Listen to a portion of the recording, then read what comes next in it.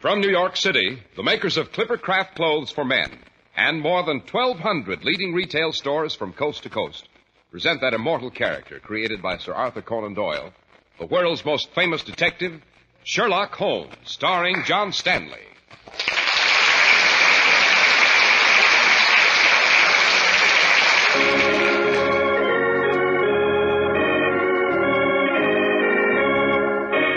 This week's story, The Adventure of the Speckled Band.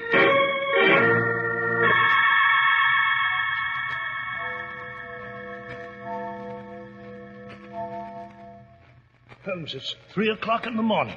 It is indeed, Watson. How long are we going to crouch in the darkness of this room, waiting for what? Watson, observe. The ventilator. Joe, there's a gleam of light coming through. Yes, our long vigil is over. That light can have only one meaning, my dear Watson. In a moment, we shall close in a final encounter with death itself.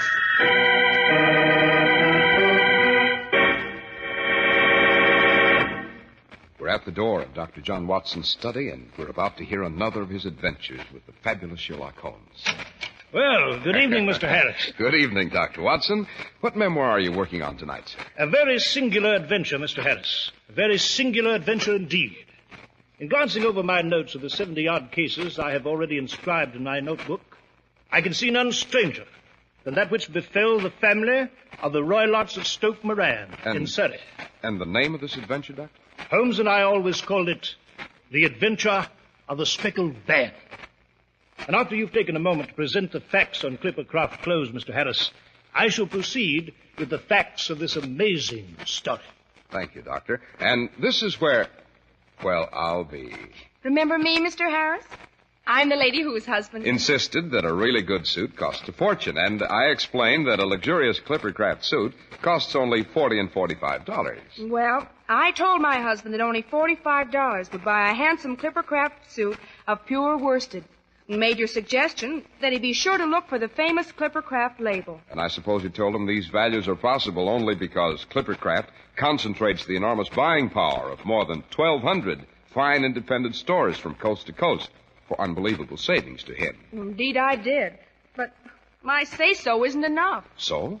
So I let him convince himself.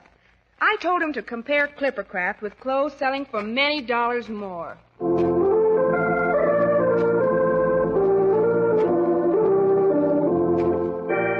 And now, Dr. Watson, what about this adventure of the Speckled Band? Well, Mr. Harris, the events in question occurred in the early days of my association with Holmes, when we were sharing rooms as bachelors in Baker Street. At any rate, this peculiar adventure began in April of '83, on the western border of Surrey, in the manor house of the Roylotts of Stoke Moran, descendants of one of the oldest Saxon families in England. It was late one night. A storm was brewing.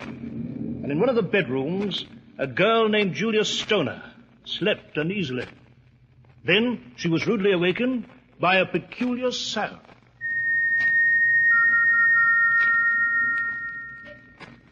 What's that? What's that whistle? Who is it? It's come again. That whistle. I'd better tell Helen. Yes, Helen in the next room. Helen! Helen! Helen, open the door! Please, hurry, open the door! Who is it? Who's there? It's Julia, your sister. Oh, Helen, please, open the door! Julia, what on earth? Oh, Helen, let me into your room quickly. Julia. I heard it again, Helen. That awful whistle. Oh, you must have heard it. You did hear it this time, didn't you, Helen? No, dear, I heard nothing. Oh, it must have been your imagination. Oh, no, Helen. I tell you, I heard it. Hush, dear, you'll wake Father. Helen, I don't know what to do. I'm afraid. So afraid. Every night for the last week I've heard it. That awful whistle. I've kept thinking perhaps it comes from those horrible gypsies that have been around the estate lately. Or Oh, those strange animals Father brought back from India. Oh, Julia, you're overwrought. It's only nerves. After all, your wedding's next week. Helen, I'm afraid. I'm afraid. Now, dear, there's nothing to be afraid of. Now, you go back to your room and try to sleep. And if you hear anything again, you call me.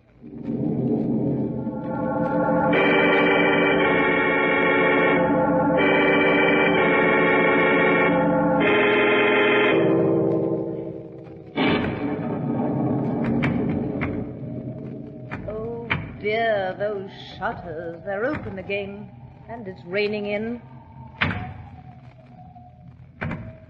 I must ask Father to have these repaired. Helen! Helen! Helen! Come into my room, quick! Helen! Julia!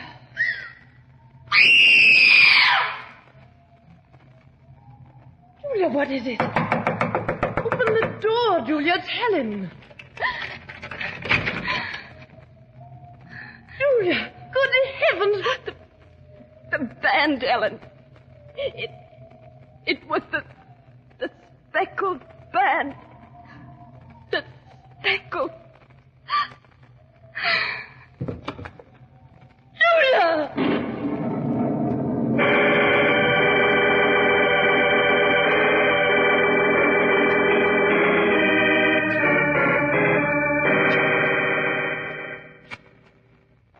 Mr. Holmes, Dr. Watson, you've heard my story, all of it. I found my sister Julia swaying in the doorway. She just managed to gasp out the words, "the Speckled band," and then fell dead. Remarkable, Miss Stoner. A most remarkable tale. You say all this happened a year ago, Miss Stoner? Yes, Dr. Watson. Shortly after my sister had become engaged to a half-pay major in the Marines. The official police found nothing, and the coroner was completely mystified as to the cause of death, particularly since Julia and I always locked our doors and kept our windows bolted. I see. Miss Stoner, a year is a considerable lapse of time. Why have you come to Baker Street to consult me now? Because last night, for the first time, I heard that warning whistle myself. The whistle that Julia heard the night she died. By Jove. Interesting, Miss Stoner. Very. Now, my dear young lady, let us review the background here. You and your sister were each left £1,000 a year by your deceased stepmother. You lived with your stepfather, a Dr. Grimesby Roylott, recently returned from India. Is that correct? Yes, Mr. Holmes. To go on, your stepfather is a man of rather peculiar habits. He has a violent temper. He allows gypsies to roam about the grounds of Stoke Moran, and he keeps a cheetah and a baboon as pets. Not exactly the kind of fellow I'd like to meet. Watson, please. Now then, Miss Stoner, a question. Yes, Mr. Holmes? You heard this whistle from your room? No, I'm staying in Julia's old room temporarily. My stepfather recently decided to make some repairs on the manor house. Holmes, how the deuce does all this make sense? The door was locked and the windows bolted. Yet somebody or something got into that room, struck Julia Stoner down, and now threatens her sister here. And the authorities never even knew the cause of death. Patience, Watson, patience. When we arrive on the scene, we shall know infinitely more. Miss Stoner. Yes, Mr. Holmes? Would it be possible for Dr. Watson and me to see these rooms at Stoke Moran without the knowledge of your stepfather? Why, yes. He happens to be in London today on business and won't return till evening. If you would like to come up this afternoon, I can return by the 12 o'clock train and be on hand to meet you. Excellent, Miss Stoner. Watson, you need pack only 2 articles for our journey. Yes, Holmes? What 2 articles? Your toothbrush and your service revolver.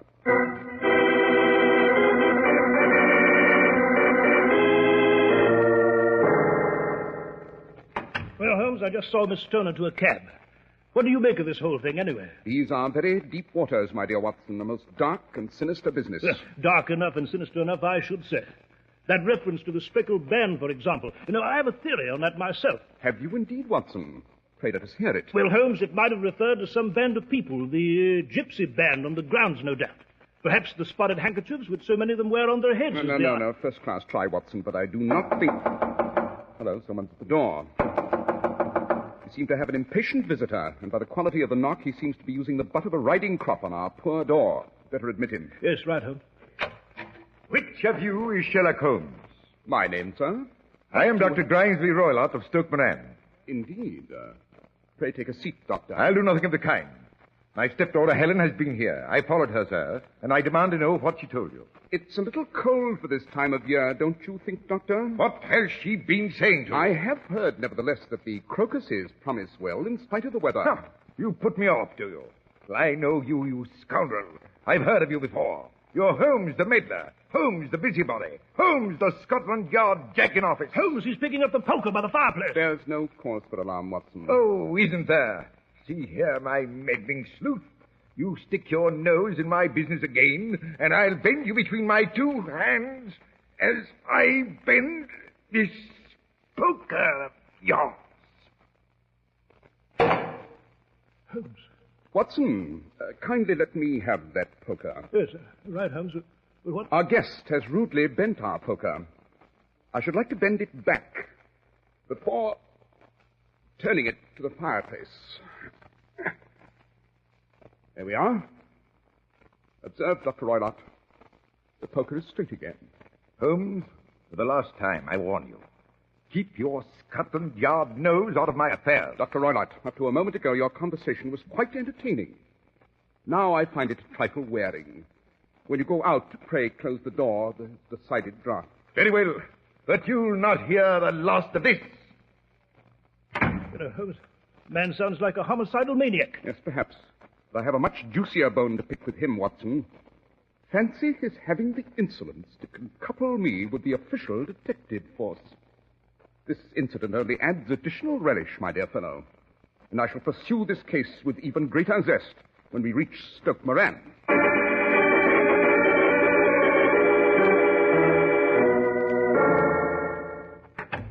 So this was your sister Julia's room, Miss Stoner? Yes, Mr. Holmes. I said I don't see how anything could have gained entrance here, yet there's no doubt of it, Holmes. Julia Stoner was alone when she was murdered. True, Watson. But nevertheless, this room has several curious features. Miss Stoner. Yes, Mr. Holmes. That ventilator high on the wall, where does it lead? To my stepfather's room. Uh-huh. Strange place for a ventilator between two rooms. And I note here a bell rope under the ventilator. Yes, Dr. Roylott had that put in some time ago. The peculiar part of the arrangement is that it's not attached to any bell. You'll note that it's fastened to a small hook just above the ventilator. A dummy bell rope. Eh, Holmes? Exactly. Oh, how very absurd, Mr. Holmes. I never even noticed it before. I never had occasion to use it. My sister and I always went for things ourselves. Yes, quite.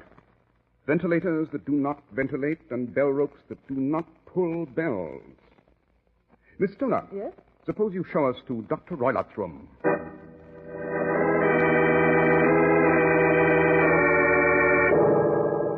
Oh, this room seems plain enough, Holmes. Yes, true, Watson, but it has a number of interesting features. Miss Stoner, does Dr. Roylott keep a cat? A cat? Yes. Why, no. He has a cheetah and a baboon, but not a cat. Why do you ask? Because it is a saucer of milk on the floor. And while a cheetah is actually a big cat, the saucer of milk would be quite inadequate for... what's this? Well, it seems to be a small safe. Yes, so it is, Watson, so it is. Miss Stoner, do you know what Dr. Roylott keeps in this safe? Why, his business papers, documents. Yes, I see. And here's a small dog leash with a whipcord curled to make a loop. And... Watson? Yes, Holmes? I think I see the whole devilish, fiendish scheme now. Oh, what is it, Mr. Holmes? How did my sister die? I should prefer to illustrate in full tomorrow morning. And tonight I hope to resolve this entire and hideous affair. Miss Stoner. Yes, Mr. Holmes. That is the village inn over there through the window? Why, yes, it's the Crown. Good. Your windows are visible from there. Now, I ask you to listen closely and follow my instructions to the letter. Of course. When your stepfather returns, confine yourself to your room. Then, when he retires, open the shutters of your window and put your lamp there. Dr. Watson and I will be staying at the inn and we'll see your signal. Then, move into your original room for the night. I presume it'll be bearable for one evening, despite the repair work. Yes, Mr. Holmes, but I don't understand. Neither do I, Holmes. What are we going to do? Watson, you and I are going to spend the night in the next room. The room where Julia Stoner met her sudden and hideous death.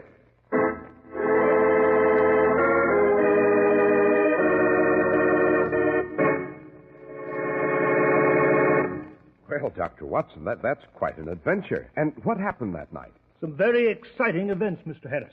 Suppose we take a moment. while you relate to our audience some exciting information on Clippercraft clothes. All right, Doctor. Well, what does your husband think of his Clippercraft suit, Mrs. Adams? Terrific. He's even telling friends that no suit or coat is a genuine Clippercraft unless it bears the famous Clippercraft label. Imagine. My doubting husband now says, quote, "That Clippercraft label is like the mark of sterling on silver," unquote. Well, he's on the beam, Mrs. Adams. I hope his friends know that throughout America, Clippercraft is available in their own community at a friendly independent store, a store they can trust. If they don't, they will. And those expensive-looking Clippercraft top coats and overcoats at only $40 to $47.50 simply amazed my husband. And you ought to hear him rave about Clippercraft's handsome zipper-lining top coats. Why, you'd think he worked for Clippercraft. Why, on the contrary, Clippercraft works for your husband and for millions of men who wear Clippercraft clothes, making it possible for them to enjoy really fine clothes at the same amazingly low prices everywhere in the United States. We'll both vouch for that. Yes, Mrs. Adams. That's why men who know insist on Clippercraft clothes, bearing the Clippercraft label. So be sure to visit the Clippercraft store in your city.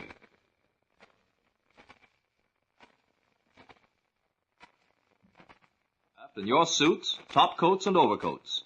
In Manhattan, Saks 34th, Broadway at 34th. John Wanamaker Men's Stores, Broadway at 8th and 67 Liberty Street. In Brooklyn, Abraham and Strauss. In Newark, New Jersey, Boulevard Men's Shop, Kresge, Newark. And in Jamaica, the B&B Clothes Shop, 16408 Jamaica Avenue.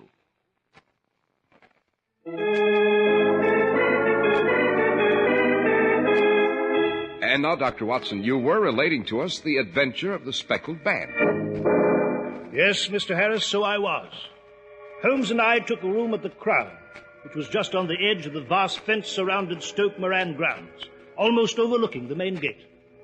We had a cold supper of some excellent partridge and passable ale, and then as darkness began to fall, we became increasingly watchful of the middle window at the manor house across the grounds. You know, Holmes, the very prospect of entering that room at night gives me a chill. I have as much courage as any man when it comes to open conflict with a visible enemy, but you know Yes, Watson, I know, and frankly, I have some scruples as to taking you tonight. There's a very definite element of danger.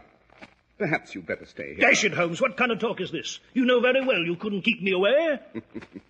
Good old Watson, I knew I could depend on you. Holmes, you speak of danger. Apparently, you know more of this than I do. Perhaps I do. You saw the peculiar ventilator and the equally peculiar bell rope, did you not? Yes, I did, but what is that? There was something else, Watson. The bed in the murder room. The bed? Yes. What about it, Holmes? It was attached to the floor so that Julia Stoner could not move it. In short, it had a definite position in relation to the rope and the ventilator. Does that convey anything to you, Watson? By Jove, Holmes, I'm beginning to see it Hello. now. Look through the window, Watson. Seems that Stoke Moran has a visitor. The main gate's practically under our room here.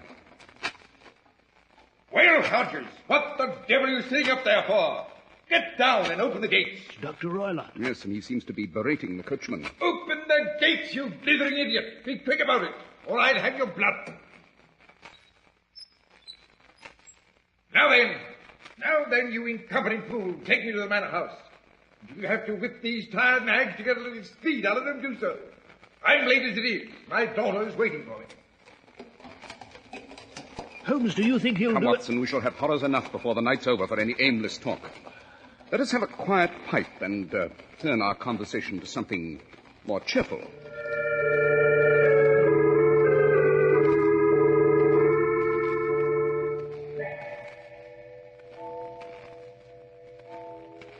it? 11 o'clock by the parish church tower, Holmes. Yes. Apparently, Dr. Roylott is not yet retired. On the contrary, Watson, he has. Look. Yes, Holmes, a light. Just appeared in the middle window. Quite. That's our signal from Miss Stoner. We'll cross the grounds through one of those gaps in the park wall and make our way to the manor house. And, Watson. Yes, Holmes? Have your service revolver at the ready.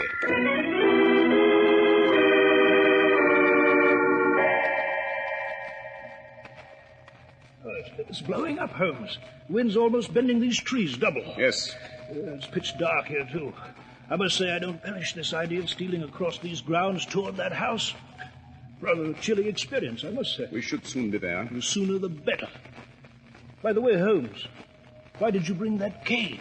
For a special purpose, my dear fellow. I have an idea that a cane will be a useful weapon in the hours to come, and... Holmes, look. That clump of laurel bushes there. Yes. It seems to be a man. A misshapen, deformed man. He's watching us, Holmes. Good Lord, he looks like something out of Hades.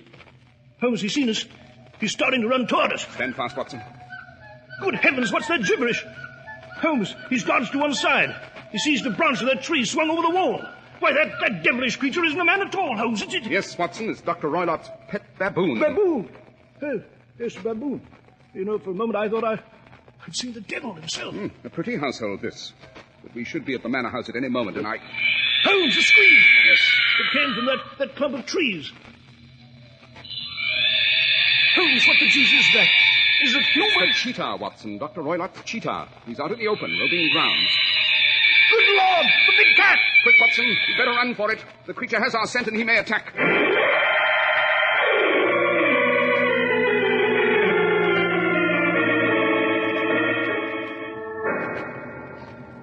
Well, Watson, here we are at the window of Julian Stoner's old room. Yes. Yes, and thank heaven we seem to have lost the big cat. Right, now then, try the window that Helen Stoner left unbolted for us. Yes, right. Gently, Watson, gently. Yes. Now then, into the room with you. Holmes, you want me to climb through the window first? Quite. You're less agile than I am, Watson, and you'll need my assistance. Now then, up you go. Try to land lightly. Very well.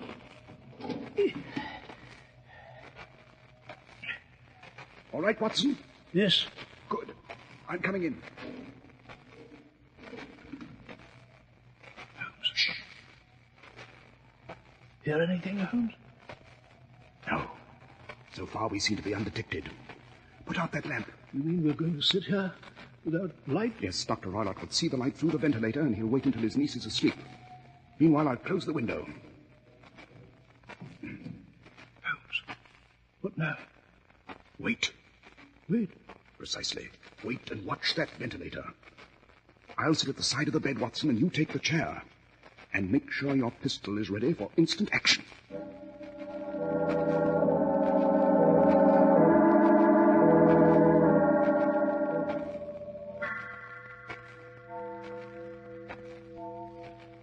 Holmes, it's 3 o'clock in the morning.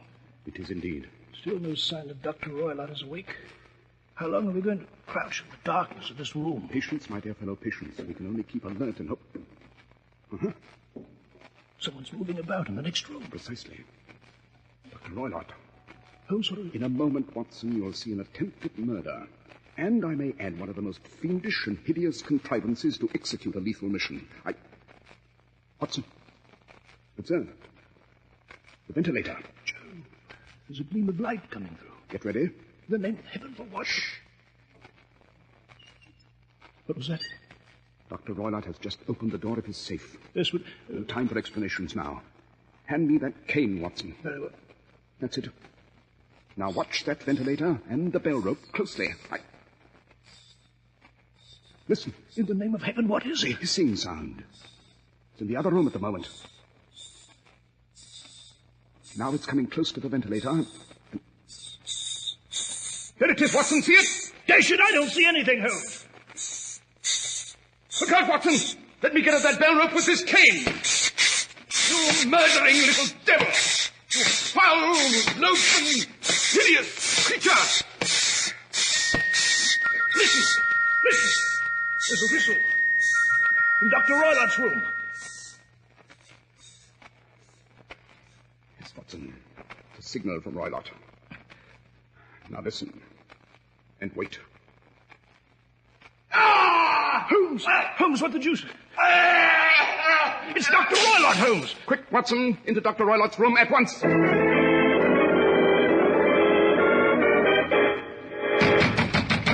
Holmes, the door's locked. Yes, so it is. Mr. Holmes, Dr. Watson, I just heard someone screaming. My stepfather... Quick, Miss Stoner, have your key? No, I haven't. Then we'll have to smash our way through. Come on, Watson, we'll have to crash it together. Right. Now then, together.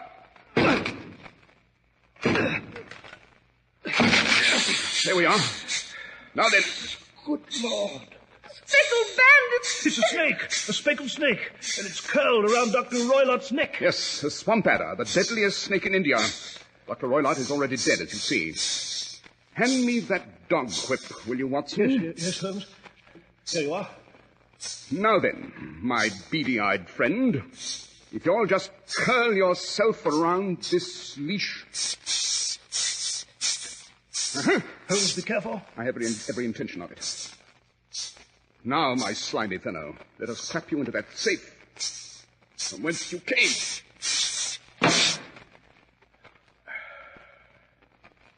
And there you are, safe in your hiding place. Mr. Holmes, Dr. Watson... Quick, Watson, she's fainting. Here now, Miss Stoner. Oh, she's unconscious, Holmes. It's a shock, you know. I'll have her around here in a moment. Good. And after you do, we shall remove Miss Stoner to some place of shelter and notify the county police.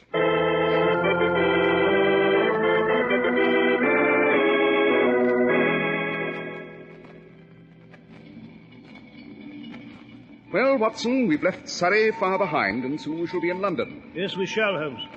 But I cannot leave the memory of what has happened so easily. How Dr. Roylott came to use this kind of snake is beyond... Elementary, my dear Watson, elementary. The idea might very well occur to a clever and ruthless man with Eastern training. As a medical man, he knew that the poison was almost impossible to discover by any known medical test. He knew further that only a very sharp-eyed coroner would ever detect the two little dark punctures where the reptile's fangs had done their work. And that whistle? Obviously, Dr. Roylott could not allow the reptile to stay in the murder room till morning. He had trained the adder to return when he whistled, with the ventilator, the dummy rope, and the bed all in fixed position. He knew sooner or later that the snake would bite his sleeping victim. I must say you took a terrible chance, Holmes, driving that hideous creature back through the ventilator with your cane. Yes, perhaps. But the result was that it turned on its master on the other side. Some of my blows came home and roused its snakish temper, so that it flew at the first person it saw. And with deadly results. Quite. You know, Watson, I am no doubt indirectly responsible for the death of Dr. Grimesby Roylott. But I cannot say that I feel any remorse. And I doubt very much whether it'll ever weigh heavily on my conscience.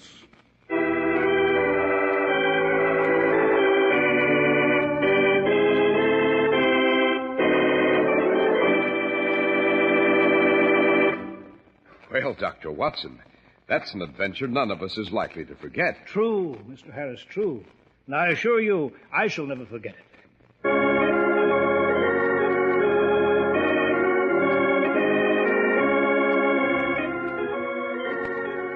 The makers of Clippercraft clothes and more than 1,200 stores from coast to coast have brought you another in the new series of broadcasts featuring the world's most famous detective, Sherlock Holmes.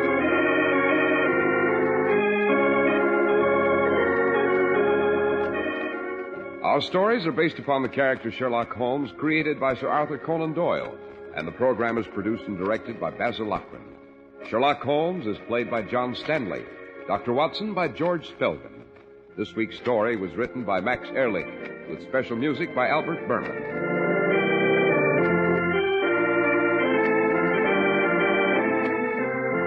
If you don't know your Clippercraft dealer, write Clippercraft, 200 Fifth Avenue, New York City.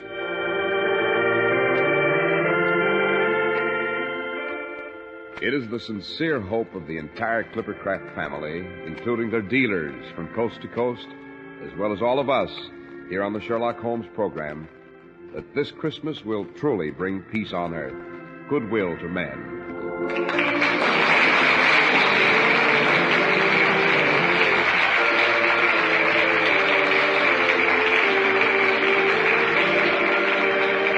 This is Cy Harris speaking for Clippercraft Clothes. This is the Mutual Broadcasting System.